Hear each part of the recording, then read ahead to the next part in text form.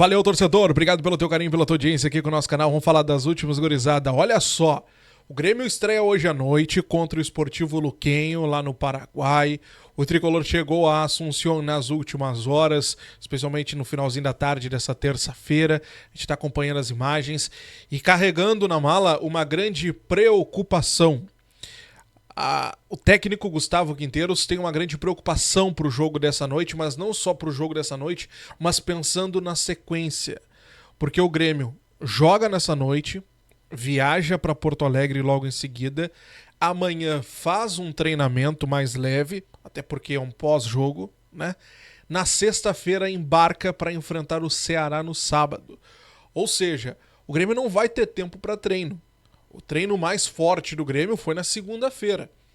E é o treino que vai valer para os dois confrontos, né, de agora em diante. Porque na terça foi aquele treino mais leve. Hoje, dia de jogo. Amanhã, pós-viagem, pós-jogo. Então é aquele treino mais regenerativo. Na sexta-feira, faz um treino mais leve também por ser um pré-jogo, né? No sábado o Grêmio enfrenta o Ceará e viaja também nesse mesmo dia. Então tem toda essa circunstância que está causando essa preocupação por conta do desgaste.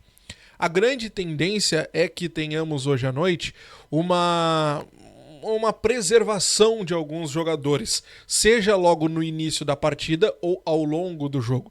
Então, a ideia do Grêmio é tentar fazer o resultado o quanto antes, tentar abrir 1, 2, 3 logo de início. Nós estamos falando do lanterna do Campeonato Paraguaio.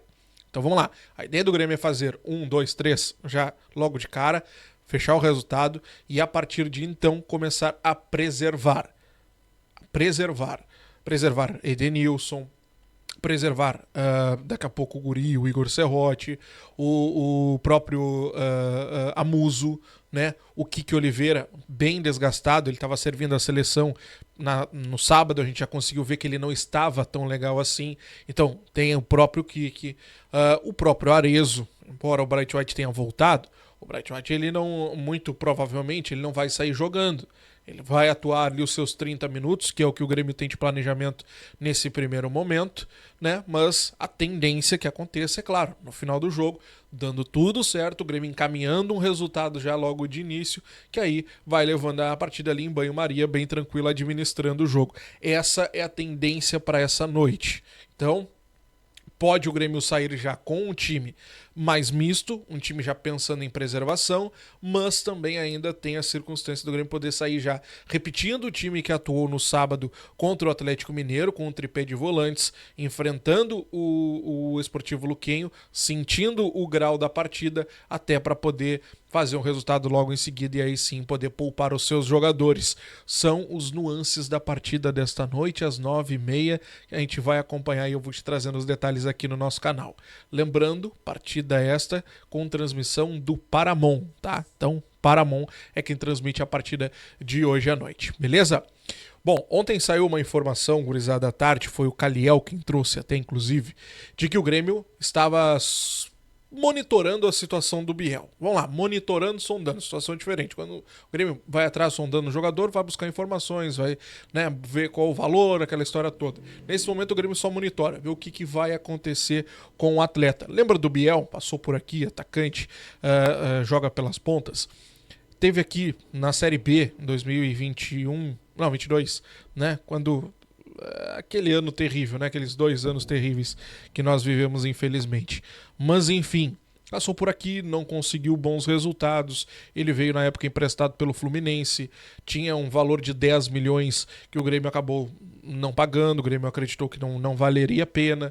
Depois ele foi vendido para o Bahia e do Bahia ele foi para o Sporting de Portugal, onde ele está neste momento. E na informação do Caliel, o Grêmio tentaria a contratação do jogador por empréstimo no meio da temporada, tendo em vista a possibilidade do Pavon deixar o time. Aliás, sobre Pavon, vamos abrir essa gaveta do Pavon aqui. Direção muito irritada com o Pavon. Muito irritada com o Pavon. Não deu certo. Não é um jogador que entra e se entrega. Não é um jogador que faz alguma coisa para valer os seus 4 milhões de dólares que o Grêmio investiu no ano passado. Então a direção entende que acabou. não tem mais paciência para o Pavon. Embora ele possa ser ou tenha sido já um jogador da confiança do Quinteiros, não tem condições nenhuma. Então a ideia de monitorar o Biel já é pensando numa saída do Pavon ali no meio da temporada. Inclusive, acho que foi o Bruno Soares quem trouxe uma informação ontem ou anteontem de que o Tigres do México também andou dando uma olhadinha no Pavon. Então é uma possibilidade que no meio da temporada o jogador deixe o clube e o Grêmio já se movimenta para uma possibilidade de chegada. Só que eu preciso te trazer o lado do Grêmio. Ontem o Rossato concedeu uma entrevista lá na chegada no Paraguai e negou. Disse que o Grêmio não tem nenhuma situação de monitoramento, de sondagem, de contratação, de negociação, nada com o jogador neste momento. Então, o lado do Grêmio é de negação sobre essa informação. Aliás, aproveitando para falar sobre essa entrevista, né, que o Rossato concedeu ontem na chegada do Grêmio lá em Assunción, o Rossato aproveitou para falar sobre outras situações também, duas em específico. A primeira delas, sobre Cuéllar. Nos últimos dias, alguns colegas noticiaram que o Cuéllar estaria insatisfeito aqui em Porto Alegre por estar com valores atrasados, que o Grêmio não estaria cumprindo um acordo de luvas com o jogador.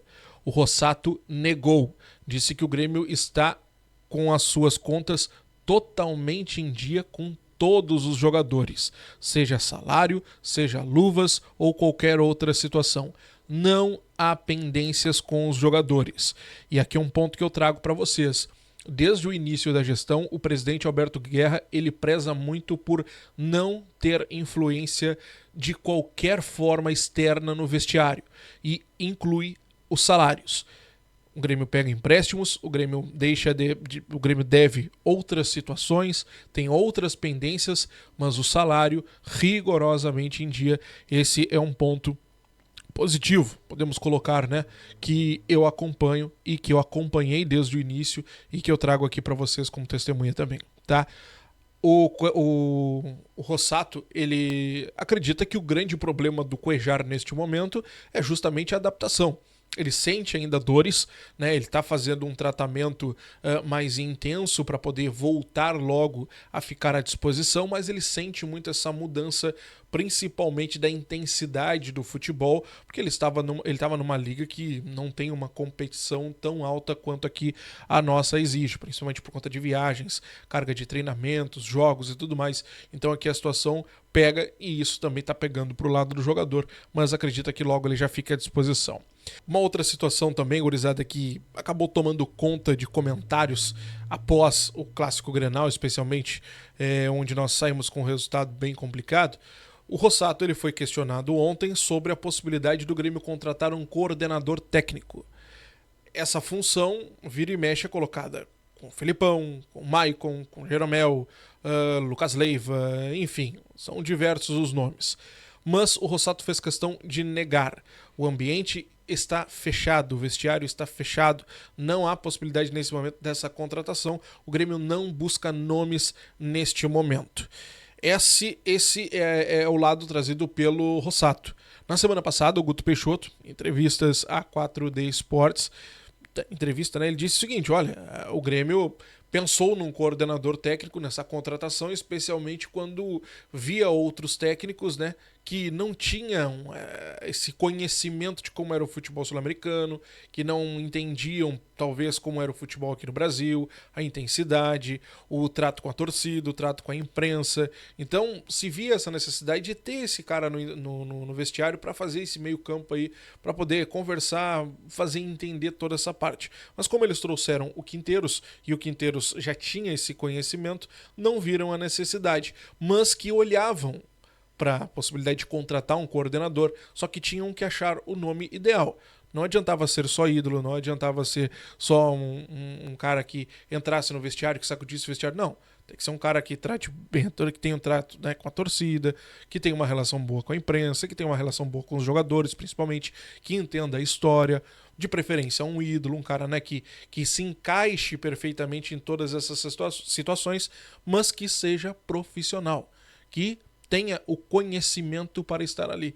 E não via nessas possibilidades todas que eu coloquei para vocês, pelo menos nesse momento, esse nome ideal para poder colocar no vestiário. Mas admitiu que viam sim, né, um futuro para trazer um coordenador técnico. O Rossato ele redescarta de toda maneira, né? Toda maneira. Então, aí esse cruzamento de falas, mas a gente vai ver no decorrer da história o que vai acontecer, se o Grêmio realmente busca um coordenador técnico ou se de fato não há nenhuma possibilidade para isso. Quero saber de ti.